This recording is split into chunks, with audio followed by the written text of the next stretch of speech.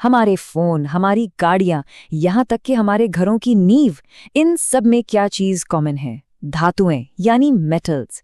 पर ये आते कहाँ से हैं? आज हम इसी की कहानी जानेंगे। हम देखेंगे कि कैसे एक पत्थर जो जमीन के अंदर दबा है एक चमचमाती हुई धातु में बदल जाता है। ये पूरी यात्रा है मेटलर्जी की, और आज हम इसी दुनिया में उतरने वाले हैं। तो आज का हमारा सफर कैसा रहेगा? सबसे पहले हम जमीन के नीचे छुपे खजाने को ढूंढेंगे। फिर ये समझेंगे कि हर मेटल का मिजाज अलग अलग क्यों होता है। इसके बाद हम अयस्क मतलब और से असली प्योर मेटल निकालने का राज खोलेंगे। और हाँ, फिर मिलेंगे मेटल के सबसे बड़े दुश्मन से, मतलब संक्षारण या कोरोजन से। और आखिर में हम ये भी जानेंगे कि इस दुश्मन से अपनी धातुओं को कैसे बचाया जा सकता है। तो फिर वही बड़ा सवाल, ये मेटल्स जो हमारी पूरी मॉडर्न दुनिया को चला रहे हैं, आखिर आते कहाँ से हैं? यकीन मानिए, इसका जवाब हमारे पैरों के ठीक नीचे है। तो चलिए शुरू करते हैं अपने पहले पड़ाव से। पता लगाते हैं उस खजाने का जो पृथ्वी में छिपा है। देखिए, मेटल्स कोई पेड़ों पर तो उगते नहीं हैं, है ना? इन्हें तो बड़ी मेहनत और सावधानी से जमीन के अंदर से निकालना पड़ता है।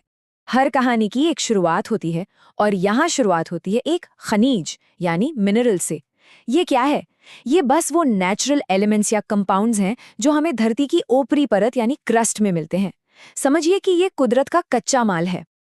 लेकिन एक मिनट, यहाँ एक ट्विस्ट है। हर खनिज हमारे काम का नहीं होता। काम का होता है अयस्क, जिसे हम ओर कहते हैं।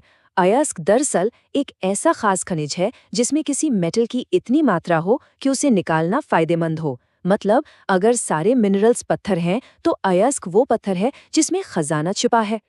जैसे एल्यूमिनियम चाहिए तो हमें बॉक्साइट नाम का अयस्क ढूंढना होगा, और लोहा वो मिलता है हेमेटाइट अयस्क से। तो ये सिर्फ पत्थर नहीं है, ये हमारी मॉडर्न दुनिया के असली बिल्डिंग ब्लॉक्स है।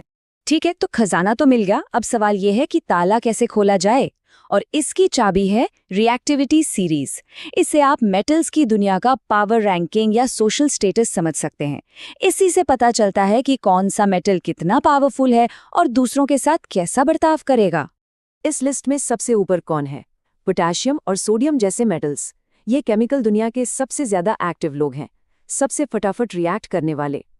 फिर जैसे जैसे हम लिस्ट में नीचे आते हैं, हमें जिंक और लोहे जैसे थोड़े शांत मिजाज वाले मेटल्स मिलते हैं। और सबसे नीचे है सोना, एकदम शांत, जो किसी से ज्यादा मतलब नहीं रखता। तो इस रैंकिंग का असल मतलब क्या है? रूल बड़ा सिंपल है। जो ज्यादा रिएक्टिव यानी ज्यादा ताकतवर मेटल है, वो कम रिएक्टिव यानी कमजोर मेटल को उसकी जगह से हटा देता है। बिल्कुल वैसे ही जैसे इस रिएक्शन में हो रहा है। जिंक कॉपर से ज्यादा रिएक्टिव है, तो वो आता है और कॉपर सल्फेट के सॉल्यूशन से कॉपर को बाहर निकाल देता है। सिंपल। अब इस जानकारी के साथ हम तैयार हैं मेटलर्जी के सबसे अहम हिस्से में जाने के लिए, अयस्क से मेटल को निकालना। और आप देखेंगे कि ये पूरा खेल इस बात पर टिका है कि कोई मेटल उस रिएक्टिविटी सीरीज में कहाँ खड़ा है। अयस्क से शुद्ध धातु पाने का ये सफर 3 मेन स्टेप्स में पूरा होता है। पहला, हम अयस्क को साफ करते हैं, मतलब उसमें से फालतू की मिट्टी, पत्थर, जिसे गैंग कहते हैं, वो सब हटाते हैं।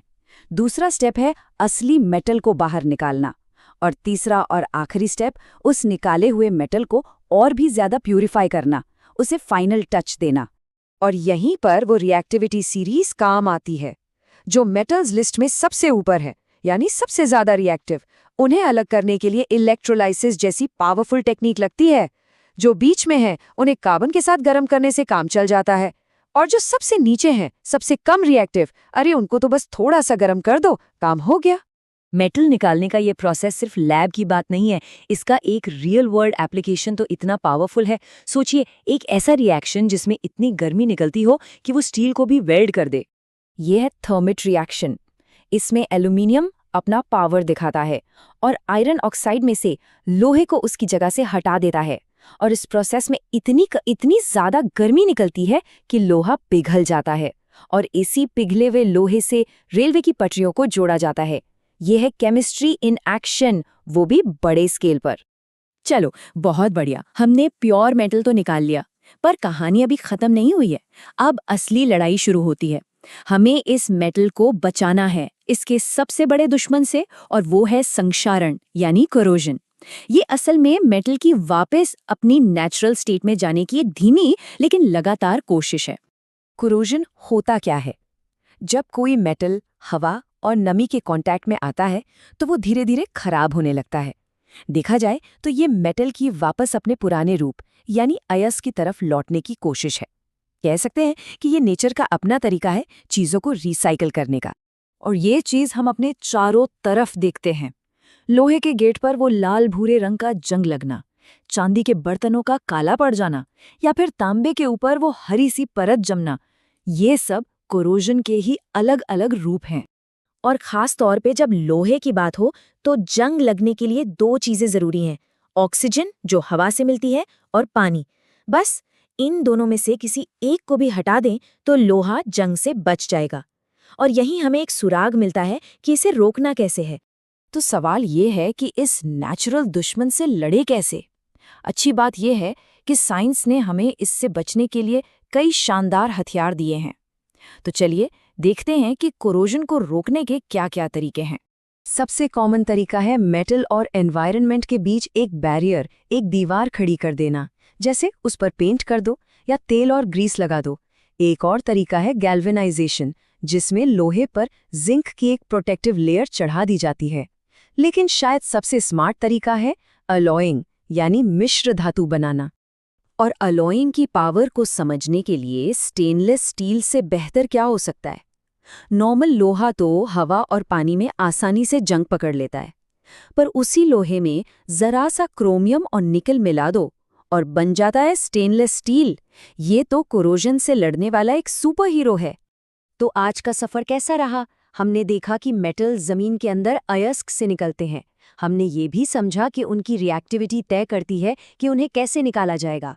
फिर हमने मेटल के दुश्मन कोरोजन को जाना और उसे पेंट, कोटिंग और अलॉइंग जैसे तरीकों से हराना भी सीखा। और ये सब हमें एक बहुत ज़रूरी सवाल पर लाकर छोड़ता है।